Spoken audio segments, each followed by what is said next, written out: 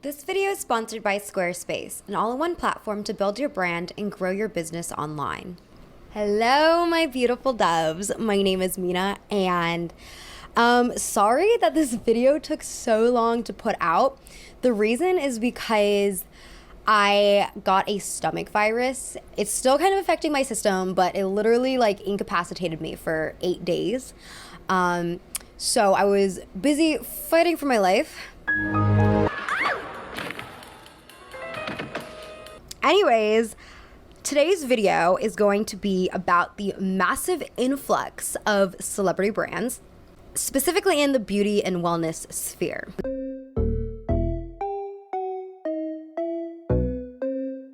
What am I talking about? Well, in 2022 alone, the following brands launched. GXVE by Gwen Stefani, The Outset by Scarlett Johansson, K-Skin by Winnie Harlow, Skin by Kim Kardashian, Plee Beauty by Peyton List, Inala by Lala Anthony, and Hailey Bieber and John Legend have also proposed that they'll be launching their own brands later on as well. This is literally just 2022, mind you. Other existing brands include Fenty Beauty by Rihanna, Rare Beauty by Selena Gomez, JLo Beauty by Jennifer Lopez, Honest Beauty by Jessica Alba, Flower Beauty by Drew Barrymore, Haus Labs by Lady Gaga, About Face by Halsey, Florence by Mills by Millie Bobby Brown, Human Race by Pharrell Williams, Victoria Beckham Beauty by Victoria Beckham, and so many more. In my humble opinion, enough is enough. Generally, I don't think any of these new brands are offering anything new that hasn't already been in existence, just under different packaging. At least when Rihanna launched Fenty Beauty in 2017, it felt fresh and interesting because the celebrity beauty market wasn't as oversaturated, and she also introduced a 40 shade foundation range, which was virtually and sadly unheard of at the time. But now, everyone and their mother and their agent wants to cash in on the beauty industry, and I'm just tired of it. So, first things first, I want to explain the different types of celebrity brands and endorsements because not all of them are the same. At one end of the spectrum, we have people like Viola Davis, who's the face of L'Oreal Paris, and Margot Robbie, the face of Chanel. These celebs get paid to promote the brand, but they have very little creative input when it comes to products and campaigns. Sometimes they'll get collections within a larger brand like Victoria Beckham had with Estee Lauder. At the other end of the spectrum, we have brands that are like independent entities that have their own creative teams, their own funding, etc. For example, Haus Labs, Goop, and Honest Company. These celebrities hire out management teams, seek funding, have their own boards, etc. Basically, they do whatever a normal person founding a beauty company would have to do. This is also the most intensive option, if that wasn't clear. And in between those two ends, there are traditional licensing deals. For example, Revlon owns licenses for several celebrity fragrances like Britney Spears, Christina Aguilera, etc. For these types of deals, celebrities can, but they don't always have creative input in the products. There's also brands where celebrities are owners, but the brands are not marketed as theirs. For example, Olivia Wilde is currently part owner of True Botanicals.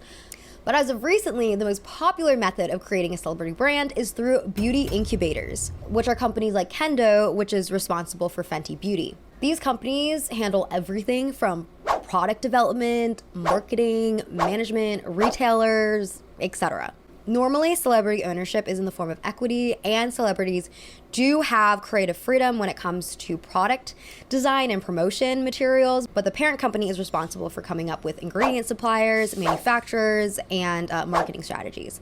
And then there's also some smaller companies that basically do the same things, like Mesa and Beach House Group, which have produced Flower by Drew Barrymore and Kendall Jenner's Oral Caroline Moon, respectively. So that's a rough overview of celebrity branding packages. Now, before we get into the thick of it, a word from our sponsor. Thank you, Squarespace, for sponsoring this video. Squarespace helps you easily build a personal or business website.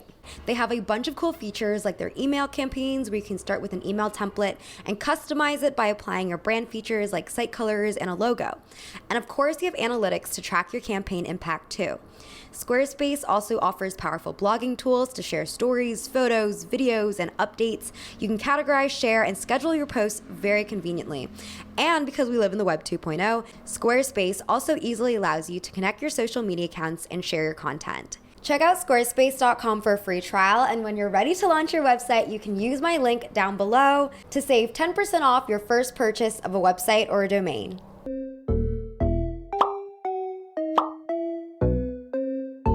So I thought I would preface this little video with a little story on celebrity fragrances because, we all love those, we all remember them, and they're arguably the first major mainstream collaborations between celebrities and beauty brands. Fragrance experts at beauty retailer Just My Look date the advent of celebrity perfumes back to the 1950s.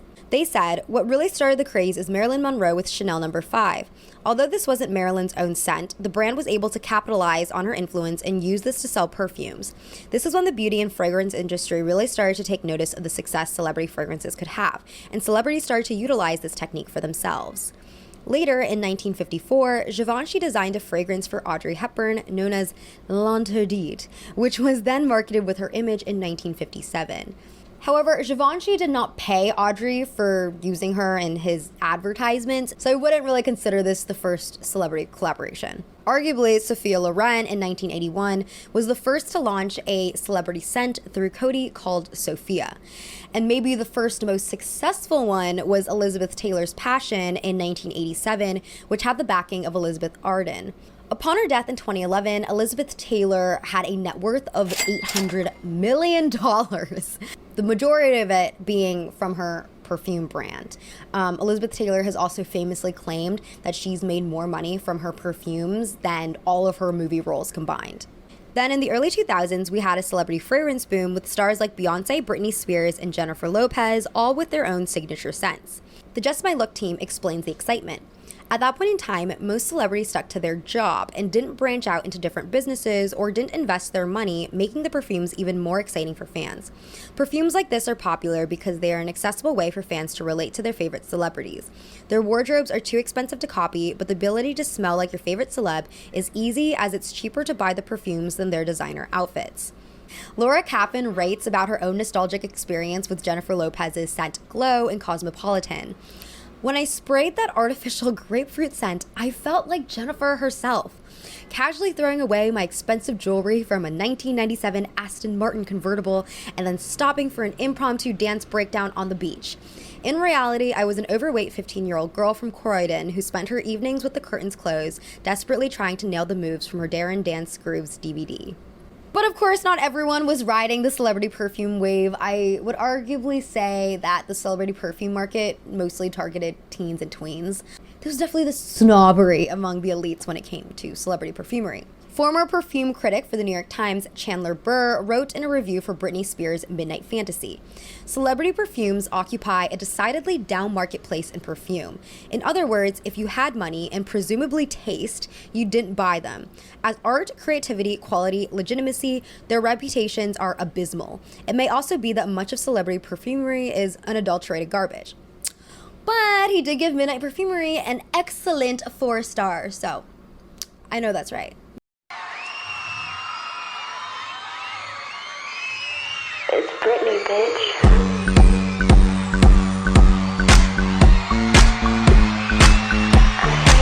Nowadays, celebrity perfumes don't have the same pulling power as they did in the early 2000s, with sales declining at 22% in 2018. Fragrance expert Nick Gilbert has a theory that there was a period in time where celebrity fragrances were the way to access a secret world. Now that has been replaced by social media almost entirely. There's no need to buy into the lifestyle anymore. I definitely agree with Nick on this one. An example is in 2001, Britney Spears was called out for drinking Coca-Cola in public when she had just signed a deal with Pepsi. Candidly, just between you and me, how much Pepsi do you think you drink on an average day? I really do like Pepsi. Really? What's your favorite kind? I really do. My favorite kind of Pepsi? Pepsi's Pepsi. Well, you don't drink Diet Pepsi or No, Pepsi just Vanilla or Orange Pepsi, regular Pepsi. Nowadays, I think if someone like Britney was caught doing that exact same thing, like a lot of the internet would just find it funny. We're just so much more aware of the realities of advertising and ambassadorship, and it's just like not as scandalous because we also know that celebrities are imperfect and we're so exposed to like their messes, their bad tweets, their like weird posts on Instagram. I feel like celebrities still obviously hold that star power, but they definitely no longer hold that mystery.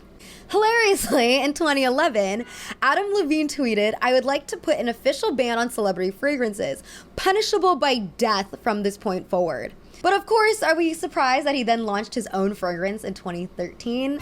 By order of Adam Levine, bring out the guillotine, folks. Rochelle Bloom, president of Fragrance Foundation, notes celebrities see it as a revenue stream without a lot of responsibility, and the manufacturers see it as a revenue stream to help their bottom line. To give you an idea of how profitable celebrity fragrances were, back in 2013, when this Stylecaster article was written, celebrities tended to make between 5 and 10% of sales for licensing their name to a scent on top of an upfront payment of $3 million plus. The cost of making bottles of perfume and cologne is also roughly about 25% of retail, so there is a huge profit margin. In other words, I can't help but think cynically that celebrity fragrances are just a money grab. And let's be honest, to add on to that, most celebrities don't wear their own perfumes, with the exception of Elizabeth Taylor, who reportedly wore her scent White Diamonds. Adele once said in a Billboard interview regarding perfume endorsement, "I've got nothing against people who do it. It's just the only thing people do it is for money, and I'd rather not give in to that.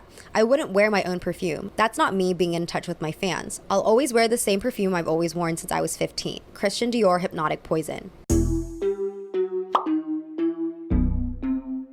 So why are we so obsessed with celebrities? Like, why does celebrity endorsement sometimes work? Why do brands keep resulting to this? Why do beauty incubators keep trying to push out celebrity brands? Well, celebrity endorsements can act as signals that differentiate similar products. If you have 10 foundation brands to choose from and you're undecided, maybe that deciding factor is because you love Selena Gomez and you want to support her rare beauty brand.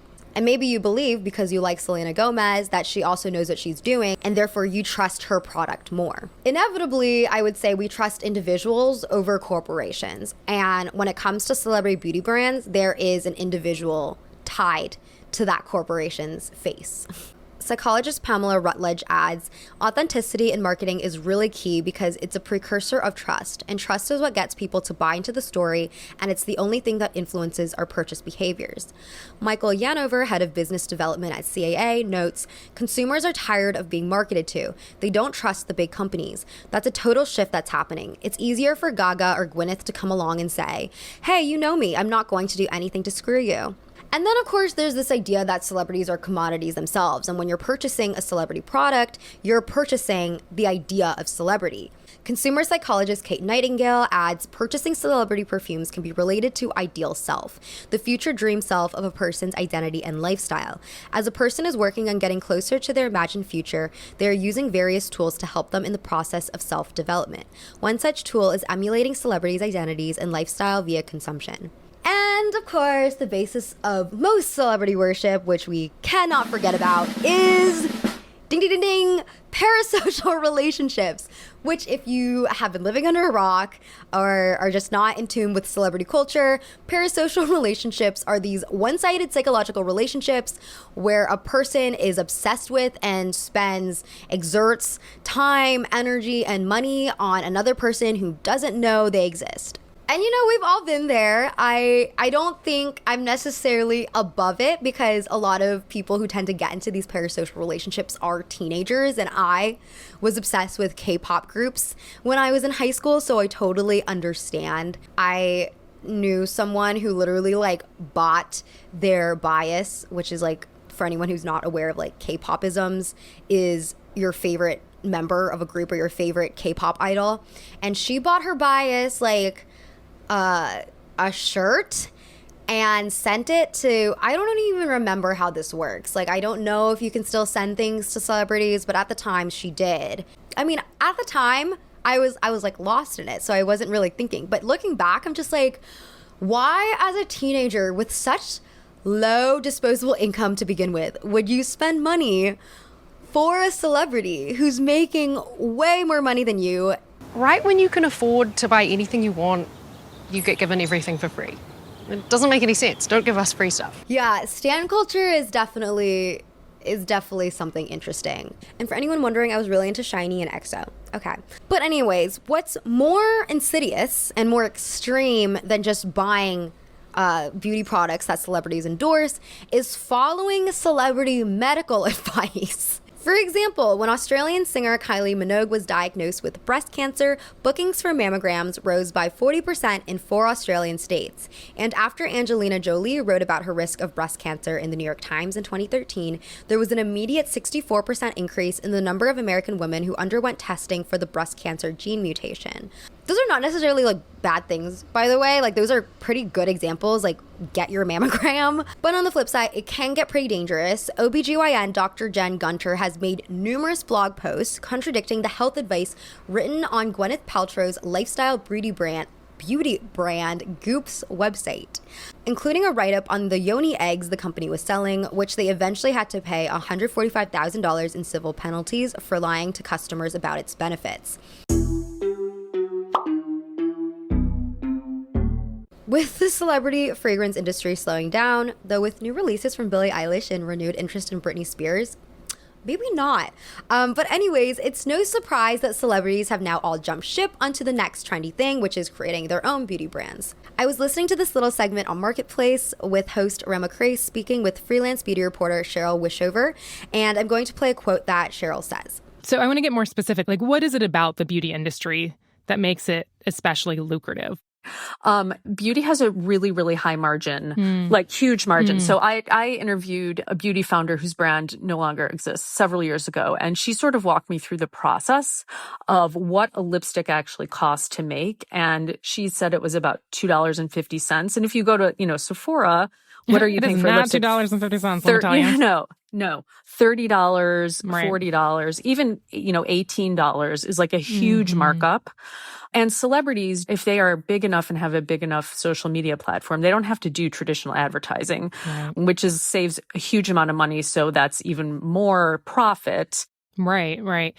Celebrities have recognized they have more ways to monetize than ever before, and especially with known successes like Kylie Jenner's lip kits and Rihanna's Fenty Beauty, now everyone wants to get their hand in the pot.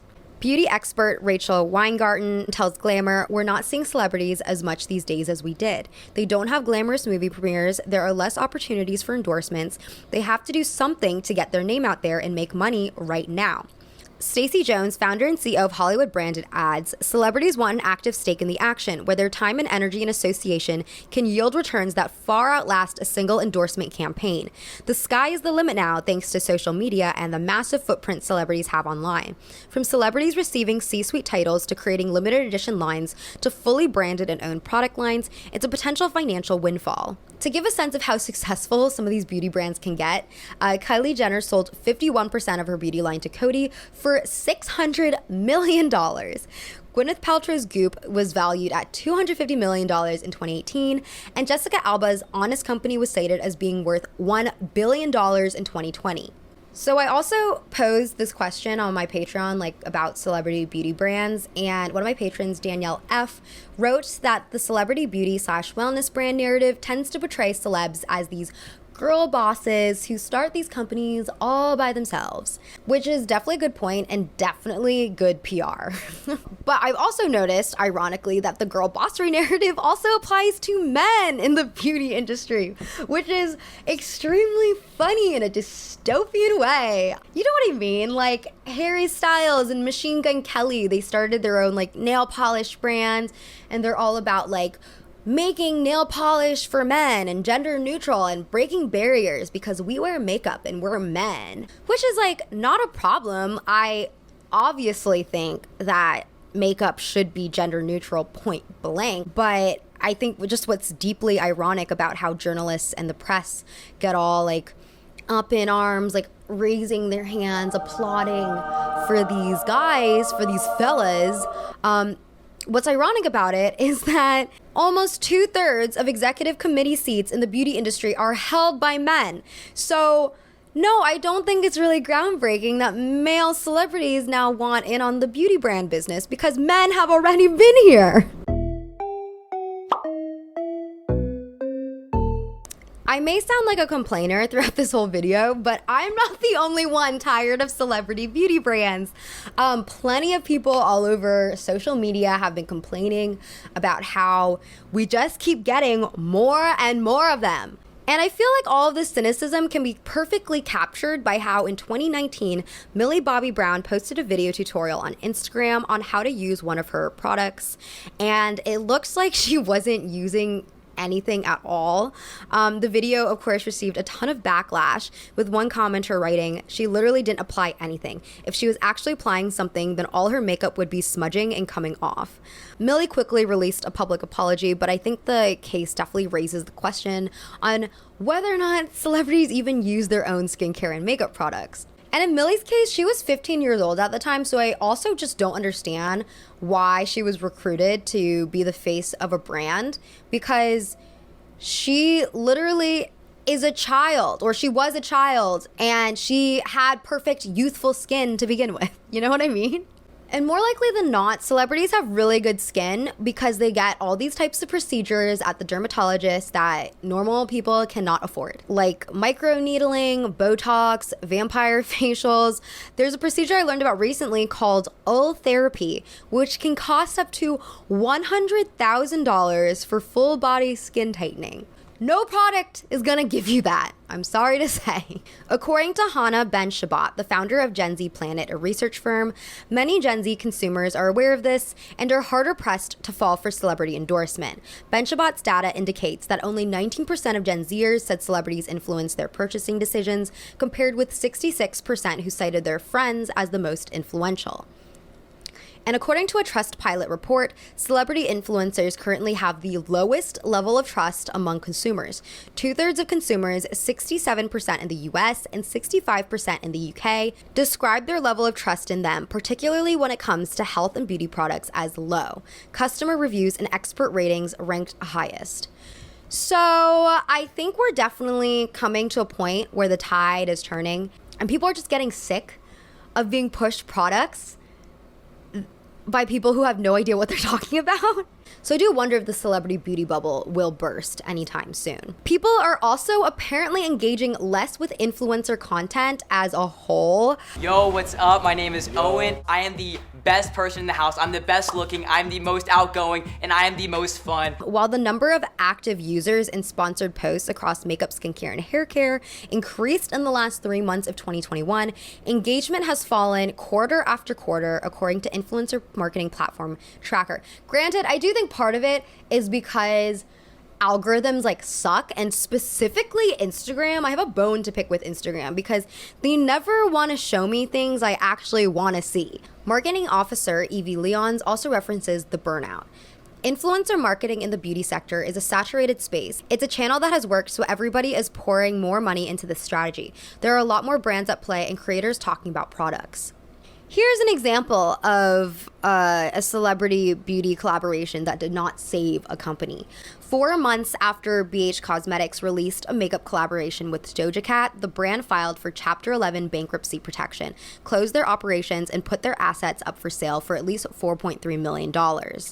In its bankruptcy filing, BH Cosmetics cited an extremely competitive retail environment, a decline in makeup sales during the pandemic, and the lackluster performance of recent celebrity-fronted collaboration lines. Its 2021 collection with Doja Cat, which featured a set of eyeshadows, eyeliner, and brushes, and a similar collaboration with rapper Iggy Azalea, fell significantly below expectations, and the company was left with no clear strategy to return business to growth and sustainability, according to the bankruptcy filing. But then how do we explain the success of Fenty and Harry Styles' beauty brand Pleasing, which sold out immediately and was released like last year? Weingarten explains that it's more important to have a keen understanding of celebrities' fan base than anything else. She adds, what makes a line is respecting your fandom and understanding what they like about you, and how to create a product that makes them feel like some of your stardust has brushed off on them. And my understanding is for Harry Styles, in the past few years, he's really broken out of his like raggedy One Direction shell no offense. And he's really like embraced this like vibrant, colorful, saturated, fun, glittery type of fashion and makeup with his solo career. So in a way, creating a makeup brand doesn't feel too far-fetched for him because it seems like a genuine interest. So there's like a level of authenticity baked in there. And in Fenty's case, the 40 Shade foundation range, which I mentioned earlier, was a huge draw. The brand reportedly made $550 million in revenue after its first full calendar year of operation, with Time magazine recognizing it as one of the top 25 inventions of the year. The darkest shades also sold out first, which proved to so many beauty brands that, yes, like dark-skinned Black women are a worthy market of people to cater to. And so in this way, like Fenty Beauty also pioneered something. But what I also think made Fenty stand out is that, yes, like no doubt Rihanna's fame is huge, but Rihanna herself is a Black woman and has also in the past complained about having issues finding makeup shades that matched her skin tone. PR expert Brenda Gabriel says the fact that Rihanna was a Black icon acknowledging the struggle for Black women in particular made them love her and her disruptive persona even more. Now, how do we explain Gwyneth Paltrow's Goop, which has suffered from scandal after scandal, yet grows bigger and bigger every year? As just an example of a previous Goop scandal, Goop was selling these Body Vibes stickers back in 2017, which cost $120 for a pack of 24. On the website, they wrote, "Human bodies operate at an ideal energetic frequency, but everyday stresses and anxiety can throw off our internal balance, depleting our energy reserves and weakening our immune systems. Body Vibe stickers made with the same conductive carbon material NASA uses to line spacesuits so they can monitor an astronaut's vitals during wear come pre-programmed to an ideal frequency, allowing them to target imbalances." Which sounds like gibberish, which it basically is, because a representative from NASA's Spacewalk office told Gizmodo that they do not have any conductive carbon material lining the spacesuits. Spacesuits are actually made of synthetic polymers, spandex, and other materials. And yet, its June 2017 in Goop Health Summit sold out of its $1,500 tickets, and by 2018, Goop had over 8 million subscribers. Olga Kazan for The Atlantic wrote that Goop has capitalized on several recent trends in health media. The rich are already more likely than the poor to be healthy, so they shell out for alternative treatments and supplements in hopes of achieving even greater vitality. And yes, for anyone wondering, according to Adweek, Goop's reader demographic averages 34-year-olds with six-figure incomes, so they have money to blow. Kazan also explains the growing interest in being healthier in general, which she presumes the site is benefiting from. Organic food sales have grown well healthily over the past decade. Even Gatorade now comes in an organic variety. Nearly 10% of Americans do yoga and 8% meditate. People are skipping soda for mindful beverages like coconut water. Americans now spend about a third as much out of pocket on complementary practitioners as they do on regular doctors. And then, of course, there's like the whole thing where it's like, all press is good press, because hate also brings traffic to Goop's website. At a Harvard talk, Gwyneth Paltrow showed she was very aware of this power, calling these viral anti-Goop moments cultural firestorms, and saying to the students that she can monetize those eyeballs. So there are a number of reasons why celebrity brands can still succeed, even when distrust for celebrities is growing more than ever. So like, for instance, if the celeb had a previous connection to the beauty industry, then them joining it and creating a brand feels way more authentic. And if the brand is seen as introducing something new, like gender neutral makeup, then there's like a novelty that pulls people in as well. But you know, even though I have a bone to pick with Gwyneth Paltrow, I can at least say that she is passionate about her company, and that is saying a lot in her favor, because so much of the industry is just saturated with people who are clearly only creating brands as these easy money grabs. Okay, so the last thing I want to talk about is environmental impact. Woo! I feel like the fashion industry gets a lot of space in the conversation when we talk about waste. But the beauty industry is also incredibly wasteful. Waste is generated by formula testers and unsold products or products that people return that just expire on warehouse shelves and on store shelves. But something else to note is that there's actually a lot of missing data when it comes to figuring out how much waste is actually being produced by the beauty industry. And this prevents people from being able to come up with solutions for it because we don't actually know how big the problem is. I was reading this Vogue business article on beauty industry waste, and apparently Sephora declined an interview request and declined to provide figures on product waste generated in its stores. Ulta would also not share figures on unsold merchandise or returned products. All that sounds incredibly fishy to me, because if you've got nothing to hide, why are you hiding? Arnaud Plaz, co-founder and CEO of Prose, says he's done his own research and estimates that between 20 and 40% of beauty products, depending on the category, end up as waste. This also has very strong chemicals. This is a foundation. So you have to think about the groundwater contamination coming from products like this that's seeping into the environment. And that's also not including the packaging, by the way. The personal care and beauty industry produces more than 120 billion units of packaging every year globally, most of which are not truly recyclable. Yeah, I mean, you have two different kinds of plastic here. And then the size. In lots of situations, this is going to fall through and then goes to landfill. What way would this work out? Color is an important issue. A lot of black plastics are not recyclable. And why is that? When you try and make it back into another product, the only color you could mix it with is black. This bottle could probably be recycled, but not this top. And there's 552 million shampoo bottles that are discarded annually in the US. So all of these can add up.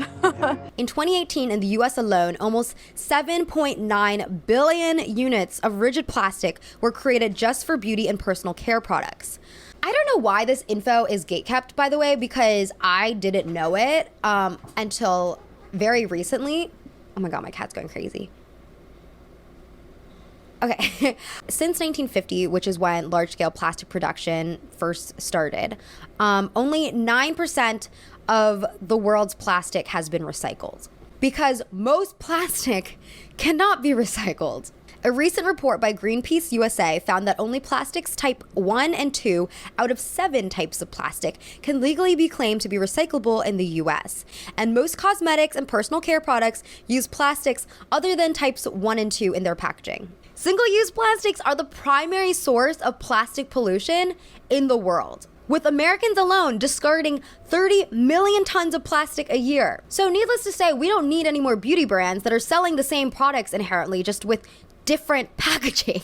So beauty reporter Jessica DeFino told In the Know that a more sustainable and ethical way for a celebrity to be involved in the beauty industry, if that's what they so please, is to fund research and improvement for already established brands rather than adding to an oversaturated brand market. She says, I think that a lot of celebrity brands do have really great intentions behind them, but there are already existing cosmetic companies that are addressing a lot of the issues celebrities are aiming to address. And you can support these brands or be a part of those brands and not necessarily have to introduce a new product. She named Pharrell Williams' line, Human Race, as an example. Human Race uses Braille on its packaging to be more inclusive. DeFino suggests, how incredible would it be if Williams took all of his influence, all of his power, all of his money that he put behind his brand, and he found a way to make accessible packaging easier to use within the industry and spread that technology throughout. She also criticized the need to create beauty brands for men, saying to launch something and be like, this is for men, it forces the binary. You could partner with any brand that exists that primarily targets women and widen their existing audience to also target men. That would be a more effective way to be gender inclusive. So, that's all I have to say about this topic.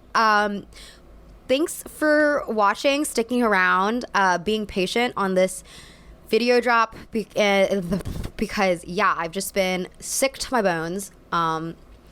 And yeah, let me know in the comments what you think about celebrity beauty brands, if you think they're like redundant, if there's actually any brands that you support that are celebrity beauty brands and why. I'm interested to hear in. And yeah, I guess I'll talk to you later. I'll talk to you next time. It won't be as long, hopefully. Hopefully I won't be fighting for my life again anytime soon. And yeah, I hope you have a lovely rest of your day, and I'll see you next time. As you can tell, I'm very out of practice when it comes to being in front of the camera. Bye-bye. Have a lovely rest of your day.